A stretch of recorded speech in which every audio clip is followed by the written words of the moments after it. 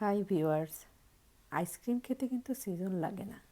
এই কাঠখরা গরমে মালাই আইসক্রিম সবার মন প্রাণ জুড়িয়ে দেবে। কিভাবে কম খরচে কম সময়ে মালাই তৈরি করে মালাইয়ের আইসক্রিম তৈরি করা যায় তাই দেখাবো। প্রথমেই একটি পাত্রে 1/3 কাপ চিনি দিয়ে দিব। হিটটা থাকবে মিডিয়াম টু হাইয়ের মাঝামাঝি। ধীরে ধীরে যখন চিনিটা গলে ক্যারামেলের আকার ধারণ করবে তখন চুলাটা লো করে দিতে হবে। খুব বেশি কড়া করা যাবে না, তাহলে তিতা লাগবে। পছন্দ মতো কালার চলে আসলে দিয়ে দিব 1 কাপ তরল দুধ।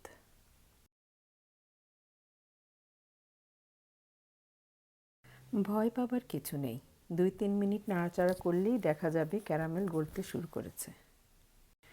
যখন দুধ আর ক্যারামেল সম্পূর্ণ মিশে যাবে তখন চুলাটা বন্ধ করে দিতে হবে। এবার দিয়ে দিব 1 কাপ কনডেন্স মিল্ক, যা আমি বাসাতেই তৈরি করেছিলাম।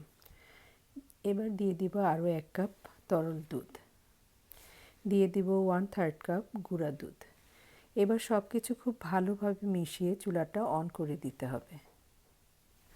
অনবরত নাড়তে হবে, না হলে পোড়া লেগে যাবে। হিটটা থাকবে মিডিয়াম টু হাইয়ের মাঝামাঝি। 2 থেকে 3 মিনিট নাড়াচাড়া করতে করতে দেখা যাবে বলক চলে আসবে। বলক চলে আসলে আরও 2-3 মিনিট নাড়াচাড়া করলে তৈরি হয়ে যাবে মালাই। এবার চুলাটা বন্ধ করে দিব এবং নাড়াচাড়া করে ঠান্ডা করে নেব।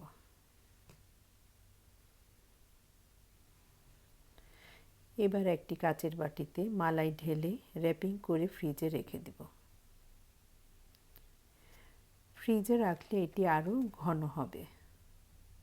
এখন আপনি চাইলে এই আইসক্রিমটা যে কোনোভাবে জমাতে পারেন। দিয়ে দিব পছন্দ মতো বাদাম ও কিশমিশ। র্যাপিং দিয়ে মুড়িয়ে ডিপ ফ্রিজে রেখে দিব প্রায় 8 থেকে 10 ঘন্টা। প্রায় 8 ঘন্টা পর মালাই আইসক্রিমটা বের করে নিলাম। খুব সুন্দরভাবে জমে গিয়েছে। কম সময়ে খুব সহজে ঘরে থাকা উপকরণ দিয়ে মালাই তৈরি করে আপনাদের সাথে শেয়ার করেছি। যদি রেসিপি ভালো লাগে তাহলে শেয়ার করুন, যেন এই গরমে ভেজালমুক্ত আইসক্রিম উপভোগ করতে পারেন। আল্লাহ হাফেজ।